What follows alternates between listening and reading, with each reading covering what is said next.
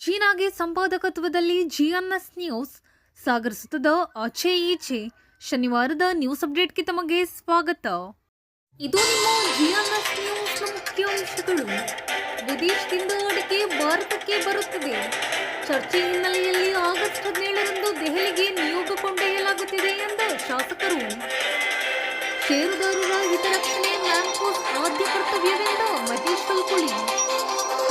ವಿದ್ಯಾರ್ಥಿಗಳು ಪದವಿ ಪೂರ್ವ ಹಂತದಲ್ಲಿ ಸ್ಪರ್ಧಾತ್ಮಕ ಓದಿಗೆ ಸಜ್ಜಾಗಲು ಶಾಸಕರ ಕರೆ. ಜಿಲ್ಲಾಧಿಕಾರಿಗಳ ಭರವಸೆ ಹಿನ್ನೆಲೆಯಲ್ಲಿ ಪ್ರತಿಭಟನೆ ಹಿಂದಕ್ಕೆ ಪಡೆದ ಜನಪರ ಹೋರಾಟ ವೇದಿಕೆ. ಆಗಸ್ಟ್ 12ಕ್ಕೆ ಉರುಳುಗಲ್ಲು ಗ್ರಾಮಕ್ಕೆ ಜಿಲ್ಲಾಧಿಕಾರಿಗಳ ಭೇಟಿ ಭರವಸೆಗೆ ಒಪ್ಪಿ ಪ್ರತಿಭಟನೆ ಹಿಂದಕ್ಕೆ ಪಡೆದಿದ್ದೇವೆಂದ ಜೆಟಿ ಸತ್ಯನಾರಾಯಣ್. ಗಣಪತಿ ಬ್ಯಾಂಕ್ ಅಧ್ಯಕ್ಷರಾಗಿ ಬಿ ದೇವೇಂದ್ರ ಅವಿರೋಧ ಆಯ್ಕೆ. ಈಗ ಸುದ್ದಿಯ ವಿವರ. ಭಾರತಕ್ಕೆ ಮತ್ತೆ ವಿದೇಶದಿಂದ ಅಡಿಕೆ ಬರುತ್ತಿದೆ ಎನ್ನುವ ಚರ್ಚೆ ಇರುವ ಹಿನ್ನೆಲೆಯಲ್ಲಿ ಆಗಸ್ಟ್ 17ರಂದು ದೆಹಲಿಗೆ ನಿಯೋಗ ತೆಗೆದುಕೊಂಡು ಹೋಗುವ ಸಿದ್ಧತೆ ನಡೆಯುತ್ತಿದೆ ಎಂದು ಶಾಸಕ ಚಾಲಪ್ಪ ಅರ್ತಾಳು ತಿಳಿಸಿದರು. ಸಾಗರದ ರಾಘವೇಶ್ವರ ಸಭಾಭವನದಲ್ಲಿ ಶನಿವಾರ ಮ್ಯಾಮ್ಕೋಸ್ ಷೇರುದಾರರ ಸಮಾಲೋಚನಾ ಸಭೆಯಲ್ಲಿ ಪಾಲ್ಗೊಂಡು ಸಂಸ್ಥೆಯ ವತಿಯಿಂದ ನೀಡಲಾದ ಅಭಿನಂದನೆ ಸ್ವೀಕರಿಸಿ ಅವರು ಮಾತನಾಡುತ್ತಿದ್ದರು.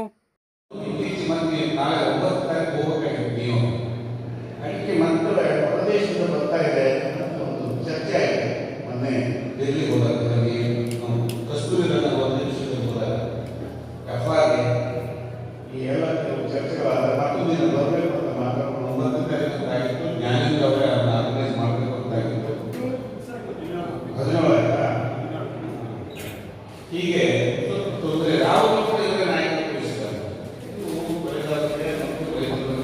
ಸಂಸ್ಥೆಗೆ ಸುಮಾರು 9 ದಶಕಗಳಿಂದ ಮಾಡ್ತಾ ಇದ್ದೀವಿ ಅಂತಂದ್ರೆ ಅಪ್ರಿಸಿಯೇಷನ್ ಮಾಡ್ತಕ್ಕಂಥದ್ದು ಹೇಳಿ ಬಂದಾಗ ಕೆಲವು ಸಮಸ್ಯೆಗಳ ಬಗ್ಗೆ ಹೇಳಿ, ಮನ್ ಕಿ ಬಾತ್ ಬಗ್ಗೆ ಯಡಿಯೂರಪ್ಪನವರು, ಈ ಅಡಿಕೆ ಬಗ್ಗೆ ಯಡಿಯೂರಪ್ಪನವರು, ಯಡಿಯೂರಪ್ಪನವರ ರಾಘವೇಂದ್ರವರು ಎಲ್ಲ ಸಂಸದರು ಕೈ ತೋರಿಸಿ ಒಂದು ಅಡಿಕೆ ಟಾಸ್ಕ್ ಫೋರ್ಸ್ ಅನ್ನೇ ಮಾಡಿದ್ದಾರೆ. ಅದಕ್ಕೆ ಬೇಕಾದ ಹಣವನ್ನು ಒದಗಿಸಿದ್ದಾರೆ. ಒಳ್ಳೆ ಲಾಯರ್ಗಳನ್ನು ಸಂಪರ್ಕ ಮಾಡಲಿಕ್ಕೆ ರಾಜ್ಯ ಸರ್ಕಾರ ಹಣ ಒದಗಿಸಿದ್ದಾರೆ ಯಡಿಯೂರಪ್ಪನವರು. ಅದಕ್ಕೆ ನಿಮ್ಮ ಸಂಸ್ಥೆ ಮೂಲಕ ಒಂದು ಹೆಚ್ಚು ಮುಂದೆ ಬಂದ ಕಾರಣ ಅದು ಹೋದಾಗ ಯಾರು ಅವರ ಹೀಗೆ ಸರ್ಕಾರ ಮಾಡಬೇಕಾಗುತ್ತೆ. ಕ್ರಿಕೆಟ್ ಸಂದರ್ಭದಲ್ಲಿ ಮಂದನ ಮನ್ ಕಿ ಬಾತ್ ಬಗ್ಗೆ ಆಯ್ತು ಅಂತ ಹೇಳಿದ್ರು. ಯಡಿಯೂರಪ್ಪನವರು ನಾನು ಜ್ಞಾನೇಂದ್ರ ಹೋಗಿ ಮೀಟಿಂಗ್ ಮಾಡಿದ್ವಿ. ರಾಜ್ಯ ಮಾಡ್ತೀವಿ ಚೀಫ್ ಸೆಕ್ರೆಟರಿ ಕರ್ನಾಟಕ ಕೂರಿಸ್ಕೊಂಡು ಮಾಡಿದ್ವಿ. ಮಾಡಬೇಕು ದುಡ್ಡು ಸ್ಯಾಂಕ್ಷನ್ ಮಾಡಿದ್ರು. ಆಗ ಆಮೇಲೆ ಹಿಮಾಚಲ ಪ್ರದೇಶದ ಕೈಲಾಗಿದೆ ಹೋಗಿ ಬನ್ನಿ ಅಂತ ಆಯ್ತು. ಹೋಗೋಣ ಅಂತ ಕೊರೋನಾ ಶುರು ಆ ಕಾರಣದಿಂದ ಆಗಲಿಲ್ಲ.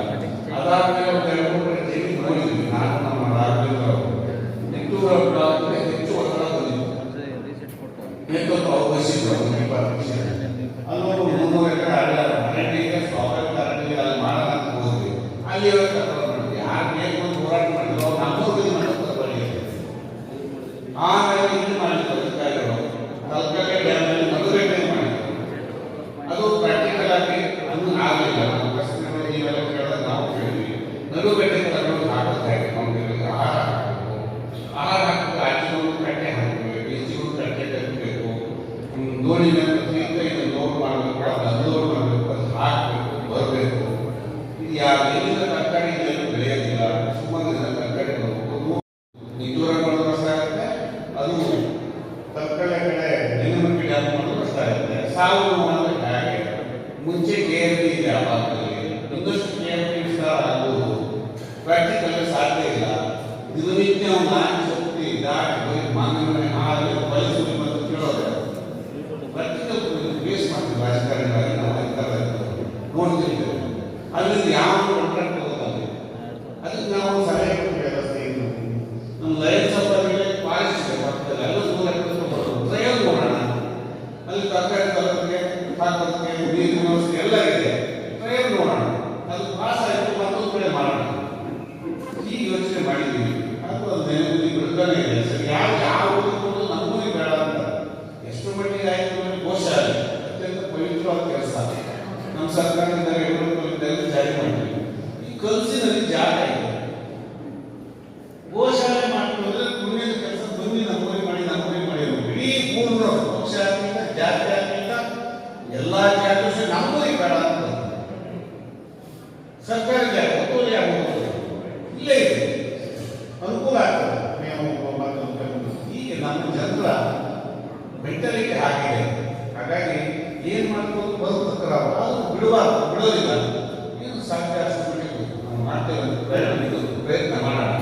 ಇದು ದೋಣಿ ಬಗ್ಗೆ ಹೇಳಿದರೆ, ದೋಣಿಗೆ ನಮ್ಮ ಮಾನ್ಯ ಗೌರವಾನ್ವಿತ ಸ್ಪೀಕರ್ ಅವರೇ ಸರ್ಕಾರ ಸಲಹೆ ಕೊಟ್ಟು ಈ ಸರಿ ಅಧಿವೇಶನ ನಡೆದಾಗ ಅದಕ್ಕೆ ಸಬ್ಸಿಡಿ ಕೊಡಬೇಕು, ಸರ್ಕಾರ ನೀವು ಕೂಡಲೇ ಮಾಡಬೇಕು ಅಂತ. ಮತ್ತು ಮಾಮೂಲಿ ನಮ್ಮದು ಕೆಂಪು ಪಟ್ಟಿ ಬಯಲು ಸಂಸ್ಕೃತಿ ಇದೆಯಲ್ಲ, ಅವರು ಅದು ಬರುತ್ತೆ ಇದು ಬರುತ್ತೆ ಯಾವುದು ಬರುತ್ತೆ ಹ್ಯಾಗೆ ಸಬ್ಸಿಡಿ ಕೊಡಬೇಕು ಬರೀತಾನೆ ಇದ್ದಾರೆ. ಇನ್ನೊಂದ್ಸರಿ ಹೋಗಿ ಸರಿಯಾಗಿ ಕಾಸಿನ ಮತ್ತು ಕಾನೂನು ಬರ್ತದೆ, ಸಬ್ಸಿಡಿ ಬರ್ತದೆ. ಕೆಲಸವನ್ನು ಖಂಡಿತವಾಗಿ ನಾವು ಮಾಡ್ತೀವಿ ಅಂತ ಹೇಳಿ ನೇತೃತ್ವ ಸಂಸ್ಥೆಯವರಿಗೆ ಹಿಂದಿನ ಅಕಾಲದಿಂದ 9 ವರ್ಷಗಳ 89 ವರ್ಷಗಳಲ್ಲಿ ನಡೆಸಿಕೊಂಡು ಬಂದ ಅವರಿಗೆ ದೇವರೆಲ್ಲ ಒಳ್ಳೆಯದಾಗಿ. ಕಾರ್ಯಕ್ರಮವನ್ನು ಉದ್ಘಾಟಿಸಿ ಮಾತನಾಡಿದ ಮ್ಯಾಮ್ಕೋಸ್ನ ಉಪಾಧ್ಯಕ್ಷ ಎಚ್.ಎಸ್. ಮಹೇಶ್ ಹುಲ್ಕುಳಿ, ಈಗ ನಾವು ಡೆವಲಪ್ ಆಗಿರೋಂಥದ್ದು ಅದು ಕೂಡ ಭಾಳ ಹಿಂದಿನಿಂದ ಮಾಡ್ಕೊಂಡು ಬಂದಿರೋಂಥದ್ದು. ಇದರಲ್ಲಿ ಅವ್ರ ಪೇಷಂಟ್ ಮೆಡಿಕಲ್ ಟ್ರೀಟ್ಮೆಂಟಿಗೆ ಫ್ರೀಯಾಗಿ ಮೆಡಿಕಲ್ ಚೆಕಪ್ ಮಾಡ್ತಾರೆ. ಕನ್ನಡಕ ಮತ್ತು ಆಪರೇಷನ್ ಆದರೆ 10% ರಿಯಾಯಿತಿಯನ್ನು ಶಂಕರಪಣ್ಣ ಆಸ್ಪತ್ರೆಯವರು ನಮ್ಮ ಸದಸ್ಯರ ಕುಟುಂಬದವರಿಗೆ ಎಲ್ಲರಿಗೂ ಕೊಡುವಂಥ ವ್ಯವಸ್ಥೆ ಅದರಲ್ಲಿ ಇದೆ. ಜೊತೆಗೆ ಷೇರುದಾರರಿಗೆ ಅಂತ್ಯ ಸಂಸ್ಕಾರಗಳ ಸಹಾಯಧನ ಕೋಶ ಸರ್ಕಾರ ಗಮನಿಸಬೇಕು. ಷೇರುದಾರರ ಅಧಿಕ ಬೆಳೆಗಾರರಿಗೆ ನಾವು ಕೊಡುವಂಥ ಅಂತ್ಯ ಸಂಸ್ಕಾರದ ಹಣ ಪ್ರಾಮುಖ್ಯತೆ ಅಲ್ಲ ಇದೆ. ಇದನ್ನು ನಾವು ಮಾಡ್ತಾ ಇರುವಂಥ ಮೂಲ ಉದ್ದೇಶ ನಿರಂತರವಾಗಿ ಸದಸ್ಯರು ನಮ್ಮ ಜೊತೆಗೆ ವ್ಯವಹಾರವನ್ನು ಮಾಡಿಕೊಂಡು ಬಂದಂಥವರಿಗೆ ಕೊನೆಯಲ್ಲಿ ನಮ್ಮದು ಕೂಡ ಸಂಸ್ಥೆಯಿಂದಲೂ ಕೂಡ ಆ ಕುಟುಂಬಕ್ಕೆ ಒಂದು ಸಾಂತ್ವನವನ್ನು ಹೇಳುವಂಥ ಒಂದು ವ್ಯವಸ್ಥೆಗೋಸ್ಕರ ಈ ಯೋಜನೆ ನಾವು ಜಾರಿಗೆ ತಂದಿದ್ದೀವಿ. ಇದು ಕೂಡ ಮುಂದೆ ಆ ಕುಟುಂಬ ನಮ್ಮೊಂದಿಗೆ ನಿರಂತರವಾಗಿ ಸಂಪರ್ಕದಲ್ಲಿದ್ದು ಹೊಸ ಷೇರನ್ನು ಹಾಕೋದಕ್ಕೆ ಹೇಳೋದಕ್ಕೋಸ್ಕರವಾಗಿ ನಾವು ಇದನ್ನು ಅಂತ್ಯ ಸಂಸ್ಕಾರದ ನಿಧಿಯನ್ನು ಷೇರುದಾರ ನಿಧನವಾದ ದಿನವೇ ಕೊಡುವಂಥ ಪದ್ಧತಿ ಇದನ್ನು ಸ್ವಲ್ಪ ಮಾರ್ಪಾಟು ಮಾಡ್ಕೊಂಡಿದ್ದೀವಿ. ಕಾನೂನಿನ ವ್ಯಾಪ್ತಿಯಲ್ಲಿ ಯಾರು ನಾಮಿನಿ ಇರ್ತಾರೋ ಅವರ ಹತ್ರ ಸಹಿ ಹಾಕಿಕೊಂಡು ಹಣ ಕೊಡಬೇಕಾದಂಥ ಸ್ಥಿತಿ ಇದ್ದಿದ್ದರಿಂದ ವಾರ 15 ದಿವಸಗಳಲ್ಲಿ ಈಗ ಕೊಡುವಂಥದ್ದು. ಅದನ್ನು ಕೂಡ ಆಡಳಿತ ಮಂಡಳಿಯ ನಿರ್ದೇಶಕರು ನಮ್ಮ ಸಿಬ್ಬಂದಿಯವರು ಅವರ ಮನೆಗೆ ಹೋಗಿ ಕೊಟ್ಟು ಮುಂದೆ ಇದು ನಮ್ಮ ಜೊತೆಗೆ ಸದಸ್ಯರಾಗಿ ಮುಂದುವರಿಬೇಕು ಅಂತ ಹೇಳ್ತಾ ಮತ್ತೇನಾದರೂ ಅವರಿಗೆ ಸಲುವಾಗಿ ಹಣ ಆ ಥರದ್ದು ಏನಾದರೂ ಇದ್ದರೂ ಕೂಡ ಅವರ ಹತ್ರ ಅವರಿಗೆ ಆ ಮಾಹಿತಿಯನ್ನು ಕೂಡ ಕೊಟ್ಟು ನಿಮ್ಮ ಎಲ್ಲ ಕಾರ್ಯಗಳ ನಂತರದಲ್ಲಿ ನಮ್ಮಲ್ಲಿ ಬಂದು ನೀವು ಇದನ್ನು ಪ್ರಯೋಜನವನ್ನು ಪಡ್ಕೊಳ್ಬೇಕು ಅಂತ ಹೇಳೋಂಥದ್ದನ್ನು ಕೂಡ ನಮ್ಮ ನಿರ್ದೇಶಕರು ಮಾಡ್ತಾ ಇದ್ದಾರೆ. ಇದು ಎಲ್ಲೂ ಕೂಡ ಹಣದ ಪ್ರಶ್ನೆ ಅಲ್ಲ, ಸದಸ್ಯರಿಗೆ ಕೊಡುವ ಗೌರವ ಅಂತ ಆಡಳಿತ ಮಂಡಳಿ ಹೇಳುತ್ತೆ. ಎಲ್ಲರ ಸಹಕಾರದಲ್ಲಿ ಯಶಸ್ವಿಯಾಗಿದೆ. ಮ್ಯಾಮ್ಕೋಸ್ ಸಸ್ಯ ಚೈತನ್ಯ ಮಾರಾಟ ಮಾಡ್ತಾ ಇದ್ದೀವಿ. ಉತ್ತಮ ಸ್ಪಂದನೆ ಕೂಡ ನಮ್ಮಿಂದ ಇದೆ. ಮುಂದೂ ಕೂಡ ಇಂತಹದ್ದೇ ಬೇರೆ ರೀತಿಯ ಗೊಬ್ಬರಗಳು ತಮ್ಮ ಅಪೇಕ್ಷೆಯನ್ನು ಕೊಟ್ಟರೆ ಹೆಚ್ಚಿನ ಸೌಲಭ್ಯವನ್ನು ಕೊಡಬೇಕು ಅನ್ನೋದು ಕೂಡ ನಮ್ಮ ಆಡಳಿತ ಮಂಡಳಿಯ ಚಿಂತನೆಯಾಗಿದೆ. ಜೊತೆಗೆ ಮಾಮೂಲಿಯಂತೆ ವೃತ್ತಾಶ್ರಮವನ್ನು ಕೂಡ ಮುಂದುವರಿಸಿಕೊಂಡು ಬಂದಿದ್ದೀವಿ. ಈ ಸಾರಿ ಮ್ಯಾಮ್ಕೋಸ್ ಬ್ರ್ಯಾಂಡ್ನಲ್ಲಿ ಚೀಲವನ್ನು ಮಾಡಿದ್ದೀವಿ. ಇದರ ಮೂಲ ಉದ್ದೇಶ ಕಳೆದ 2 ವರ್ಷದಲ್ಲಿ ಧಾರಣೆ ಏರುಪೇರಾದಾಗ ಏರು ದರದಲ್ಲಿ ಬಂದಾಗ ಮ್ಯಾಮ್ಕೋಸ್ನಲ್ಲಿ ತುರ್ತುಗಳ ಅಭಾವ ಕೂಡ ಸೃಷ್ಟಿಯಾಗ್ತಾ ಇತ್ತು. ಇದು ಆಗಬಾರದು. ನಮ್ಮ ಎಲ್ಲ ಸದಸ್ಯರಿಗೆ ಎಲ್ಲ ಕಾಲದಲ್ಲೂ ಮ್ಯಾಮ್ಕೋಸ್ನ ತುರ್ತ ಸಿಗಬೇಕು ಅನ್ನೋ ಉದ್ದೇಶಕ್ಕೆ ಇಟ್ಕೊಂಡು ಈ ಕೆಲಸವನ್ನು ಮಾಡಿದೆ.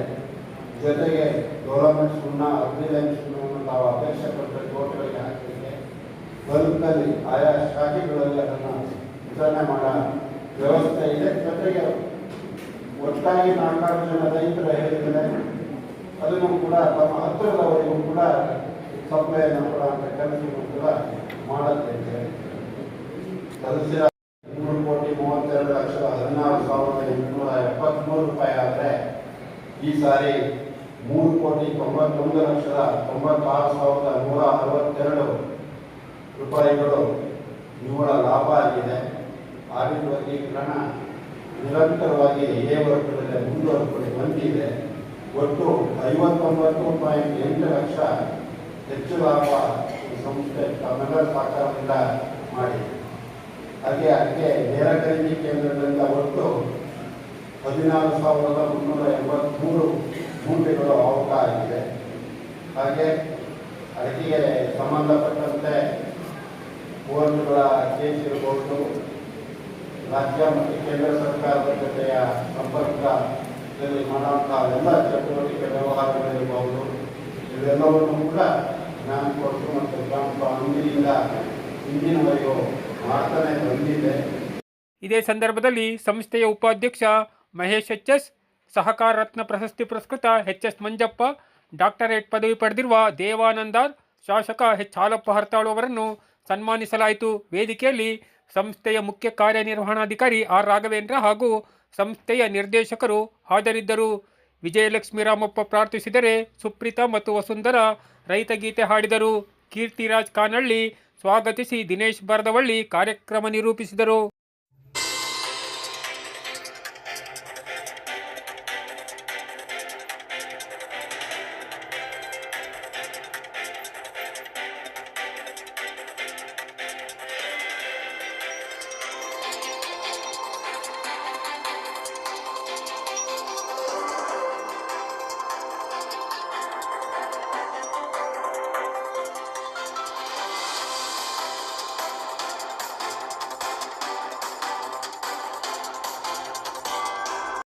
ಸರ್ಕಾರಿ ಪದವಿ ಪೂರ್ವ ಕಾಲೇಜಿನಲ್ಲಿ ಓದುತ್ತಿರುವ ವಿದ್ಯಾರ್ಥಿಗಳು ಕೀಳರಿಮೆ ಬಿಟ್ಟು ಶಿಕ್ಷಣದಲ್ಲಿ ತೊಡಗಿಕೊಳ್ಳಬೇಕು ಎಂದು ಶಾಸಕ ಎಚ್. ಹಾಲಪ್ಪ ಹರ್ತಾಳು ಕರೆ ನೀಡಿದರು.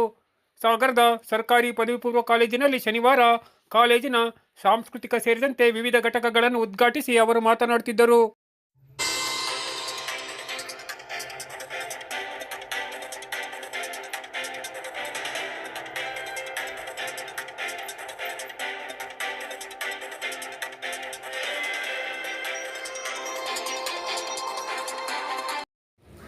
ಅದು ಉಪನ್ಯಾಸಕರಿಂದ, ಅದು ಇಂಥ ಪಠ್ಯೇತರ ಚಟುವಟಿಕೆಗಳಿಂದ ತಾವು ಸಕ್ರಿಯವಾಗಿ ಭಾಗವಹಿಸೋದ್ರ ಮೂಲಕ ಅದು ತೋರ್ಪಡಿಸಬೇಕು ಮತ್ತು ಅದನ್ನು ಪ್ರಕಟೀಕರಿಸಬೇಕು. ಈಗ ಒಂದು ಪ್ರಾರ್ಥನೆ ಮಾಡಿದಂಥ ಹೆಣ್ಮಗಳು ಪ್ರಾರ್ಥನೆ ಮಾಡಿದ್ರು, ಅವಳು ಸಂಗೀತ ಕಲಿತಿದ್ದಾಳೆ, ಸಂಗೀತದ ಪ್ರತಿ ಅವಳ ಹತ್ರ ಇದೆ, ಅದನ್ನು ತೋರ್ಪಡಿಸ್ಲಿಕ್ಕೆ ಒಂದು ಅವಕಾಶ, ಸಣ್ಣ ಅವಕಾಶ. ಹೀಗೆ ನಿಮ್ಮಲ್ಲೂ ಕೂಡ ಯಾವುದರಲ್ಲೂ ಕಮ್ಮಿ ಇಲ್ಲದಿರ್ತಕ್ಕಂಥ ಒಂದು ಪ್ರತಿಭೆ ಇರುತ್ತೆ. ಅದನ್ನು ಈ ಎಲ್ಲ ಚಟುವಟಿಕೆಗಳನ್ನು ಜೋಡಿಸಿರೋದು ನಿಮ್ಮ ಆ ಪ್ರತಿಭೆ ಹೊರಗೆ ಬರಲಿ ಅಂತ, ಮತ್ತು ನೀವು ಅದರಲ್ಲಿ ಇನ್ನಷ್ಟು ಅದು ಉತ್ತಮಪಡಿಸ್ಕೊಳ್ಳಿ ಅಂತ, ಮತ್ತೊಂದಿಷ್ಟು ಅಪ್ರಿಷಿಯೇಷನ್ ಬರಲಿ ಅಂತ. ನಿಮಗೆ ಆ ಅಪ್ರಿಷಿಯೇಷನ್ ಬಂದಾಗ ಇನ್ನೊಂದು ಸ್ವಲ್ಪ ಅದನ್ನು ನಿಮಗೆ ಸ್ಫೂರ್ತಿ ಬರ್ತದೆ, ಆಸಕ್ತಿ ಬರ್ತದೆ. ಹಾಗಾಗಿ ಅದರಲ್ಲಿ ಸಕ್ರಿಯವಾಗಿ ಇವೆಲ್ಲ ಕಾರ್ಯಕ್ರಮಗಳು ಭಾಗವಹಿಸಬೇಕು. ನನಗೆ ಹೇಳಿದ್ರು ಯಾರು, ಇಲ್ಲಿ ಹಳೆಯ ವಿದ್ಯಾರ್ಥಿ, ಹೌದು, ಇಲ್ಲಿಯ ಕಂಬ, ಇಲ್ಲಿಯ ಕಲ್ಲು, ಇಲ್ಲಿಯ ನೆಲ ಇಂಚಿಂಚು ಕೂಡ ನಮಗೆ 5 ವರ್ಷಗಳ ಕಾಲ ಅನುಭವವನ್ನು ಕೊಟ್ಟಿದೆ. ಇವೆಲ್ಲದರಲ್ಲಿ ನಾನು ಭಾಗವಹಿಸಿದ್ರಿಂದ ಇಲ್ಲಿ ಒಂದು ಭಾಷಣ ಮಾಡೋಂಥದ್ದು ಬಂದಿದೆ, ಒಂದು ತಾಕತ್ತು ಅಥವಾ ಒಂದು ಅವಕಾಶ ಆಗಿದೆ ಅಂತ ಹೇಳಿದ್ರೆ, ನಾವು ನಮ್ಮ ಆಗಿನ ಉಪನ್ಯಾಸಕರು ಆಗಿನ ಸಂದರ್ಭದಲ್ಲಿ ನಮಗೆಲ್ಲ ಅವಕಾಶಗಳನ್ನು ಮಾಡಿಕೊಟ್ಟಿದ್ರು. ಪಠ್ಯ ಮತ್ತು ಪಠ್ಯೇತರ ಚಟುವಟಿಕೆಗಳಲ್ಲಿ ಭಾಗವಹಿಸೋಕ್ಕೆ ಅವಕಾಶ ಮಾಡಿಕೊಟ್ಟಿದ್ದರಿಂದ, ಅದನ್ನು ಸರಿಯಾಗಿ ಉಪಯೋಗಿಸ್ಕೊಂಡಿದ್ದರಿಂದ ನಾನು ಇವತ್ತು ಇಲ್ಲೊಬ್ಬ ಶಾಸಕನಾಗಿ ಬರಲಿಕ್ಕೆ ಒಂದು ಅವಕಾಶ ಆಯಿತು. ಅಥವಾ ಒಬ್ಬ ವ್ಯಾಪಾರಸ್ಥ ಮೊದಲು ನಾನು, ಅದಕ್ಕಿಂತ ಮುಂಚೆ ವಿದ್ಯಾರ್ಥಿ. ಹೀಗೆ ಎಲ್ಲದರಲ್ಲೂ ಸಕ್ಸಸ್ ಆಗೋದಕ್ಕೆ ಇಂಥ ಪಠ್ಯೇತರ ಚಟುವಟಿಕೆಗಳು ಬಹಳ ದೊಡ್ಡ ಪೂರಕವಾಗ್ತವೆ. ಅದು ಎಲ್ಲಕ್ಕಿಂತ ಬದುಕನ್ನು ಕಟ್ಟಿಕೊಳ್ಳಲಿಕ್ಕೆ ಪೂರಕವಾಗ್ತದೆ, ಮತ್ತು ಮಾನಸಿಕ ಧೈರ್ಯ ಬರ್ತದೆ. ಇದರಲ್ಲಿ ತೊಡಗಿಸ್ಕೋಬೇಕು ನೀವು.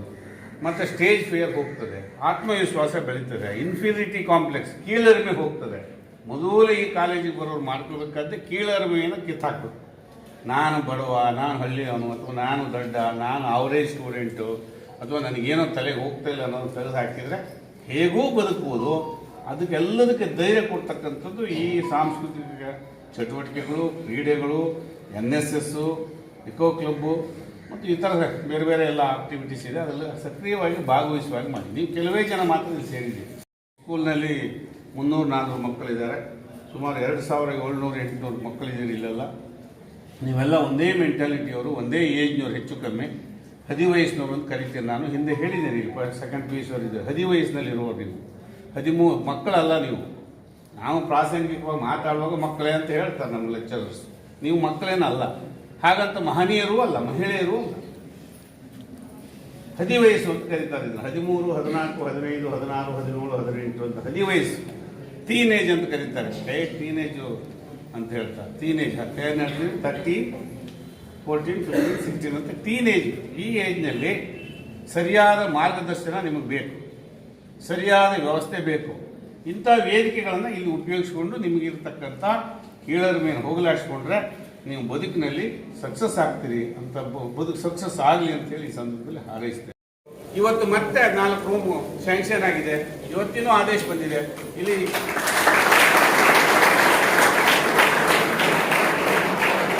ಯಾಕೆ ಅಂತ ಹೇಳಿದ್ರೆ, ನಾವಿದ್ದಾಗ ಕಾಲೇಜಿನ ಕೊಠಡಿಗಳ ಕೊರತೆ ಆಗಿ ಬೆಳಗ್ಗೆ 7:30ಗೆ ಕಾಲೇಜು, 11:30ವರೆಗೆ ಕಾಲೇಜ್ ಇರೋದು, 11:45ಗೆ ಹೈಸ್ಕೂಲು, 5:30ವರೆಗೆ ಹೈಸ್ಕೂಲು. ಇದು ಈ ಥರ ಓದ್ದವರು ಅದಾಗಬಾರ್ದು ಅನ್ನೋ ಕಾರಣಕ್ಕೆ ಇಮಿಡಿಯೇಟ್ ಆಗಿ ಇಲ್ಲಿಗ 15 ರೂಮ್ ರೆಡಿ ಆಗಿದೆ. ಇನ್ನೂ ಒಂದು 10 ರೂಮ್ ರೆಡಿ ಆಗ್ತದೆ. ಬೇಕಾದಷ್ಟು ಆಯಿತು. ಈ ಕಾಲೇಜು ಯಾವುದೇ ಖಾಸಗಿ ಕಾಲೇಜಿಗೆ ಕಮ್ಮಿ ಇಲ್ದಿದ್ದಾಗೆ ಕಟ್ಟಬೇಕು ಅನ್ನೋದೇ ನಂದು ಕೂಡ ಕನಸಿನ ಒಂದು ಆಸೆ. ಇದು ನನ್ನ ಕಾಲೇಜು, ನಾನು ಓದಿದ ಕಾಲೇಜು. ನಾವು 3 ಕಾಲೇಜ್ ಓದಿದ್ವಿ. ಇದೇ ದೇವಸ್ಥಾನ ನನಗೆ. ಇದೇ ಬಡವರ ಶಾಲೆಯಲ್ಲಿ ಓದಿದ್ದೆ 1ರಿಂದ 7. ಇಲ್ಲಿ 5 ವರ್ಷ ಓದಿದ್ದೆ. LB ಕಾಲೇಜ್ ಓದಿ. ಯಾವುದು ದೇವಸ್ಥಾನ, ಅದ್ರ ಕಡೆ ಗಮನ ಕೊಡೋಣ ಅಂತ ಹೇಳಿ ತಮ್ಮೆಲ್ಲರಿಗೂ ಒಂದೇ ಒಂದು ವಿನಂತಿ ಏನಂತ ಹೇಳಿದ್ರೆ, ಪ್ರಾಚಾರ್ಯ KC ಸತ್ಯನಾರಾಯಣ್ ಅಧ್ಯಕ್ಷತೆ ವಹಿಸಿದ್ದರು. ವೇದಿಕೆಯಲ್ಲಿ ನಗರಸಭೆ ಅಧ್ಯಕ್ಷೆ ಮಧುರಾ ಶಿವಾನಂದ್, ಸದಸ್ಯರಾದ D ತುಕಾರಾಮ್, ಮೈತ್ರಿ ಪಾಟೀಲ್, ಕಾಲೇಜು ಅಭಿವೃದ್ಧಿ ಸಮಿತಿ ಉಪಾಧ್ಯಕ್ಷ BH ರಾಘವೇಂದ್ರ, ಸದಸ್ಯರಾದ ಗಾಯತ್ರಿ ಮಲ್ಲೇಶಪ್ಪ, ರತ್ನಾಕರ್ ಶೇಟ್, ಅಶ್ವಿನಿ ಕಾಮತ್, ಸರ್ಕಾರಿ ನೌಕರ ಸಂಘದ ಅಧ್ಯಕ್ಷ G ಪರಮೇಶ್ವರಪ್ಪ ಇನ್ನಿತರರು ಉಪಸ್ಥಿತರಿದ್ದರು. ಚಿನ್ಮಯಿ ಆರ್ ಹೆಗಡೆ ಪ್ರಾರ್ಥಿಸಿದರೆ, ಗಣೇಶ್ ಗಜಾನನ ಹೆಗಡೆ ಸ್ವಾಗತಿಸಿ, VC ಪಾಟೀಲ್ ಕಾರ್ಯಕ್ರಮ ನಿರೂಪಿಸಿ, ನಾಗರಾಜ್ ಏಕೆ ವಂದಿಸಿದರು. ನರಹರಿ ಭಟ್ ನಿರೂಪಿಸಿದರು. ಅರಣ್ಯ ಇಲಾಖೆ ದೌರ್ಜನ್ಯ ಖಂಡಿಸಿ ಜನಪರ ಹೋರಾಟ ವೇದಿಕೆ ಮತ್ತಿತರೆ ಸಂಘಟನೆಗಳು ಶುಕ್ರವಾರ ಹಮ್ಮಿಕೊಂಡಿದ್ದ ಬಿಳಿಗಾರಿನಿಂದ ಕಾರ್ಗಲ್ವರೆಗಿನ ಪಾದಯಾತ್ರೆ ಮತ್ತು ಅರಣ್ಯ ಇಲಾಖೆ ಎದುರಿನ ಪ್ರತಿಭಟನೆ ಶುಕ್ರವಾರ ಸುರಿಯುತ್ತಿದ್ದ ವಿಪರೀತ ಮಳೆಯ ನಡುವೆಯೂ ತಡರಾತ್ರಿ 12 ಗಂಟೆಯವರೆಗೆ ನಡೆಯಿತು. ಜಿಲ್ಲಾಧಿಕಾರಿಗಳ ಭರವಸೆ ನಂತರ ಪ್ರತಿಭಟನೆಯನ್ನು ಹಿಂದಕ್ಕೆ ಪಡೆಯಲಾಯಿತು. ಈ ಸಂದರ್ಭದಲ್ಲಿ ಆಗಸ್ಟ್ 12ರಂದು ಜಿಲ್ಲಾಧಿಕಾರಿಗಳು ಉಳುಗಲ್ಲು ಗ್ರಾಮಕ್ಕೆ ಭೇಟಿ ನೀಡಿ ಪರಿಶೀಲನೆ ನಡೆಸಿ ಬಾನ್ಕುಳಿ ಗ್ರಾಮ ಪಂಚಾಯಿತಿಯಲ್ಲಿ ಗ್ರಾಮಸ್ಥರ ಜೊತೆ ಸಭೆ ನಡೆಸಲು ಪ್ರತಿಭಟನಾಕಾರರು ಒತ್ತಾಯಿಸಿದ್ದಕ್ಕೆ ಜಿಲ್ಲಾಧಿಕಾರಿಗಳು ಒಪ್ಪಿಗೆ ಸೂಚಿಸಿದ್ದಾರೆ. ಈ ಹಿನ್ನೆಲೆಯಲ್ಲಿ ಗ್ರಾಮಸ್ಥರು ಕೆಲವು ಷರತ್ತುಗಳನ್ನು ವಿಧಿಸಿ ಪ್ರತಿಭಟನೆಯನ್ನು ಹಿಂದಕ್ಕೆ ಪಡೆದಿದ್ದಾರೆ. ಪ್ರತಿಭಟನೆಯಲ್ಲಿ ಜನಪರ ಹೋರಾಟ ವೇದಿಕೆಯ ಅಧ್ಯಕ್ಷ GT ಸತ್ಯನಾರಾಯಣ್, ಪ್ರಮುಖರಾದ ಡಾಕ್ಟರ್ ರಾಜನಂದಿನಿ ಕಾಗೋಡು, ತೀನಾ ಶ್ರೀನಿವಾಸ್, ಮಲ್ಲಿಕಾರ್ಜುನ್ ಹಕ್ರೆ, ಪ್ರಭಾವತಿ ಚಂದ್ರಕಾಂತ್, ಗಣೇಶ್ ತುಮರಿ, ರೈತ ಸಂಘದ ಪ್ರಮುಖರು ಮತ್ತು ಗ್ರಾಮಸ್ಥರು ಹಾಜರಿದ್ದರು. ಈ ಪಾದಯಾತ್ರೆ ಆರಂಭ ಆಗಿತ್ತು ಯಾಕೆ ಅಂದ್ರೆ ಆ ತಾಯಿಯ ಕಣ್ಣೀರಿನಿಂದ ಈ ಪಾದಯಾತ್ರೆ ಆರಂಭ ಆಗಿದೆ. ಆ ತಾಯಿಯ ಕಣ್ಣೀರಿನ ಇದು ನಾನು ಅತ್ಯಂತ ಜೀನಿಯನ್ನಾಗಿ ಮಾತಾಡ್ತಾ ಇರೋದು. ಅವರೊಂದು ಮಾತು ಹೇಳಿದ್ರು, ನಾನು 1 ವಾರದಿಂದ ನನ್ನ ಮಗ ಜೈಲಿಗೆ ಹೋದಷ್ಟಿಂದ ನಾನು ಊಟ ಮಾಡಿಲ್ಲ. ನಾಗರಾಜ್ ನೀವು ಇದ್ರಿ, ನಾನು ಅವತ್ತು ಊಟ ಮಾಡಿಲ್ಲ. ಅವತ್ತು ನನ್ನ ಮಗನ್ನ ಬೆಳಗ್ಗೆ ಕರ್ಕೊಂಡು ಹೋದವರು ಸಾಯಂಕಾಲ ತನಕ ನನ್ನ ಮಗನಿಗೆ 1 ತೊಟ್ಟು ನೀರು ಕೊಡ್ಲಿಲ್ಲ. ನನ್ನ ಮಗನಿಗೆ ಅಟ್ಲೀಸ್ಟ್ ರಿಸೋರ್ಸ್ ಹೋಗ್ಲಿಕ್ಕೂ ಕೂಡ ಅವಕಾಶ ಅವ್ರ ಜೊತೆಗಿರ್ತಕ್ಕಂಥ ಒಬ್ಬ ಪೇಷಂಟ್ ಇದ್ರು, ಒಬ್ರು ಡಾಕ್ಟರ್ ಆಗಿ ನಿಮ್ಗೆ ಗೊತ್ತಾಗುತ್ತೆ, ಒಬ್ಬ ಪೇಷಂಟ್ ಇದ್ರು. ಅವ್ರಿಗೆ 2 ಕೈಗೂ ಕೋಳ ಹಾಕಿ ಕಿಟಕಿಯ ಕೊನೆ ಸೊಳ್ಳಿಗೆ ನೇತು ಹಾಕಿದ್ರು.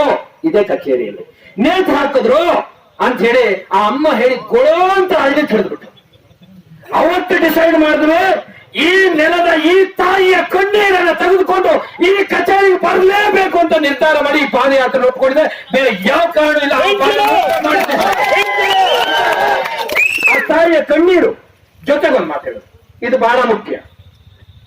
ಈ ಪ್ರಮೋದ್ ಫಾರೆಸ್ಟ್ ಇದಾರ, ಪ್ರಮೋದ್ ಸ್ಪೀಕರ್ ಆನ್ ಆಗಿದೆ.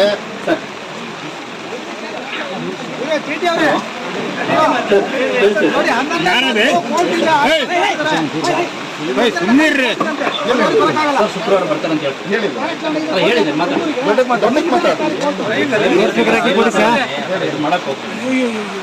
ಅವರಿಗೆ ಇಲ್ಲೆಲ್ಲ ಎಷ್ಟು ಜನರ ಮೇಲೆ ಜ್ವರ ಬಂದಿದೆ, ಎಷ್ಟು ಜನರ ಮೇಲೆ ಜ್ವರ ಬಂದಿದೆ. ನಂಗೆ ಜ್ವರ ಇದೆ. ನೂರಾರು ಜನ ಮಳೆಯಲ್ಲಿ ಅವ್ರಿಗೆ ಜ್ವರ ಬಂದಿದೆ.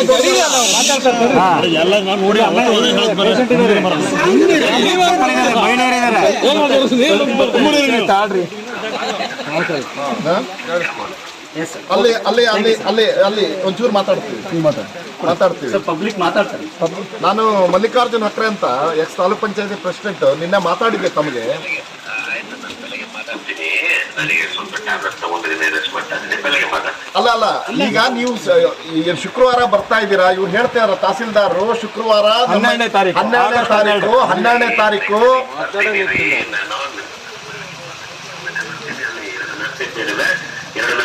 ಬರ್ತೀನಿ. ಎಷ್ಟನೇ ತಾರೀಕು ಸರ್? ನಾನು ರಜೆ ಕೊಟ್ಬಿಟ್ಟು ಬರ್ತೀನಿ ನೆಕ್ಸ್ಟ್ ವೀಕ್.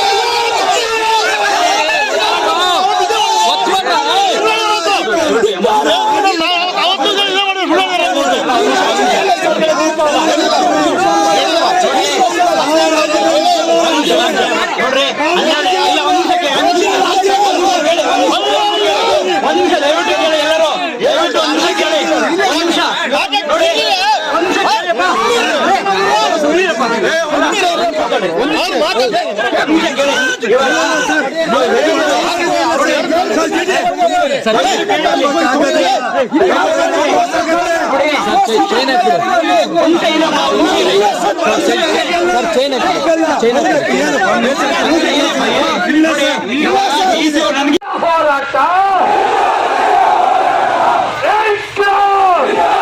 ಒಂದ್ಸರಿ ಕೈ ಎತ್ತಿ ಹೇಳಿ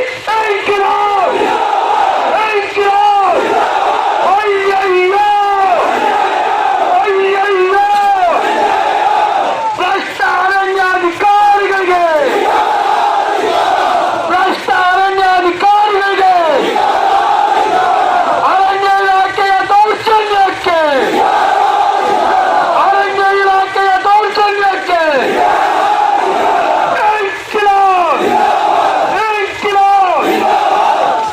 ಇದು ಶಾಂಪಲ್. ಈ ಕುರಿತು ಜಿಎನ್ಎಸ್ ಜೊತೆ ತಮ್ಮ ಅಭಿಪ್ರಾಯ ಹಂಚಿಕೊಂಡಿರುವ ಜನಪರ ಹೋರಾಟ ವೇದಿಕೆ ಅಧ್ಯಕ್ಷ ಹಾಗೂ ತುಮರಿ ಗ್ರಾಮ ಪಂಚಾಯಿತಿ ಮಾಜಿ ಅಧ್ಯಕ್ಷ ಜಿಟಿ ಸತ್ಯನಾರಾಯಣ್. ನಡೆದಿರ್ತಕ್ಕಂಥ ಬಿಳಿಗಾಲ್ ಟು ಕಾರ್ಗಲ್ 22 ಕಿಲೋಮೀಟರ್ ರೈತರ ಪಾದಯಾತ್ರೆಯ ಕೊನೆಯಲ್ಲಿ ಶಿವಮೊಗ್ಗ ಜಿಲ್ಲಾಧಿಕಾರಿಗಳು ಆಗಸ್ಟ್ 12ನೇ ತಾರೀಕು ಬಾನ್ಕುಡಿ ಗ್ರಾಮ ಪಂಚಾಯಿತಿಗೆ ಆಗಮಿಸಿ ಜನರ ಅಹವಾಲನ್ನು ಸ್ವೀಕರಿಸ್ತೇವೆ ಅನ್ನುವಂತಹ ಆಶ್ವಾಸನೆಯನ್ನ ದೂರವಾಣಿಯ ಮುಖಾಂತರ ನೀಡಿರೋದ್ರಿಂದ ಸಾಗರ ತಹಸೀಲ್ದಾರ್ ಅವರು ಇದನ್ನ ಅಧಿಕೃತಗೊಳಿಸಿರೋದ್ರಿಂದ, ಅವರ ಸಮಕ್ಷಮದಲ್ಲಿ ಇದನ್ನು ನೀಡಿರೋದ್ರಿಂದ ಮತ್ತು ಉರುಳುಗಲ್ಲು ಊರಿಗೆ ಭೇಟಿ ನೀಡಿಸುವ ಆಶ್ವಾಸನೆಯನ್ನ ಮಾನ್ಯ ತಹಸೀಲ್ದಾರರು ನೀಡಿರೋದ್ರಿಂದ ಮತ್ತು DFO ಅವರು ಏನು ತನಿಖೆ ನಡಿಬೇಕೋ ಪ್ರಮೋದ್ ಫಾರೆಸ್ಟರ್ ವಿರುದ್ಧ ಆ ತನಿಖೆಯನ್ನ 12ನೇ ತಾರೀಕಿನ ಒಳಗೆ ಮುಕ್ತಾಯಗೊಳಿಸಿ ಅದರ ಫಲಿತಾಂಶವನ್ನು ನೀಡುವುದಾಗಿ ಹೇಳಿಕೆ ನೀಡಿರುವ ಹಿನ್ನೆಲೆಯಲ್ಲಿ, ನಮ್ಮ ಸಮಕ್ಷಮ ನೀಡಿರುವ ಹೇಳಿಕೆ ಹಿನ್ನೆಲೆಯಲ್ಲಿ ನಾವು ನಿನ್ನೆ ನಡೆದಿರ್ತಕ್ಕಂತಹ ಪಾದಯಾತ್ರೆಯ ಕೊನೆಯ ಇರತಕ್ಕಂತಹ ಅನಿರ್ದಿಷ್ಟಾವಧಿ ಸತ್ಯಾಗ್ರಹವನ್ನು ಮುಂದೂಡಿದ್ದೇವೆ. ಆಗಸ್ಟ್ 12ನೇ ತಾರೀಕು ಜಿಲ್ಲಾಧಿಕಾರಿಗಳು ಬರಬೇಕು. ಜಿಲ್ಲಾಧಿಕಾರಿಗಳು ಅರಣ್ಯ ಇಲಾಖೆಯ ದೌರ್ಜನ್ಯ ಸೇರಿಕೊಂಡಂತೆ ಉಳಿದಿರ್ತಕ್ಕಂತಹ ನಮ್ಮ ಅಹವಾಲನ್ನು ಆಲಿಸಬೇಕು ಅನ್ನುವಂತಹ ಹಕ್ಕೊತ್ತಾಯವನ್ನು ನಾವು ಮಾಡ್ತಾ ಇದ್ದೇವೆ. ನಮಗೆ ನಂಬಿಕೆ ಮತ್ತು ನಿರೀಕ್ಷೆಯಲ್ಲಿದ್ದೇವೆ. ಜಿಲ್ಲಾಧಿಕಾರಿಗಳು 12ನೇ ತಾರೀಕು ಬಿಳಿಗಾರಿಗೆ ಬರ್ತಾರೆ.